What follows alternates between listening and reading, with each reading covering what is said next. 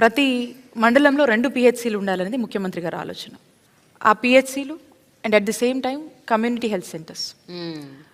Area hospitals, district hospitals, teaching hospitals. అంటే primary health care నుంచి tertiary care వరకు కూడా ఈ నాడు నేడులో పూర్తి స్థాయిలో మనము ఈ హాస్పిటల్స్ అన్నిటిని కూడా ఉన్నటువంటి వాటిని రీవ్యాంప్ చేసి వాటిని అన్నిటి కూడా వాటి రూపురేఖలన్నీ మార్చి చక్కగా వాటిని మళ్ళా అభివృద్ధి చేసుకోవటము and at the same time కొత్త ఫెసిలిటీస్ని ఇంట్రడ్యూస్ చేయడము అండ్ వీటన్ని స్టాండర్డ్స్ని కూడా ఒక సిస్టమైజ్డ్గా చేసి వీటికి స్టాండర్డ్స్ అని చెప్పి ఆ స్టాండర్డ్స్ మెయింటైన్ చేసి అండ్ ఆ ఇన్ఫ్రాస్ట్రక్చర్స్ ఫెసిలిటీస్ అన్నీ కూడా మనం మెయింటైన్ చేసి దానికి కావాల్సినటువంటి రిసోర్సెస్ని మనం మెయింటైన్ చేసి ఈరోజు మీరు అన్నారు ఇందాక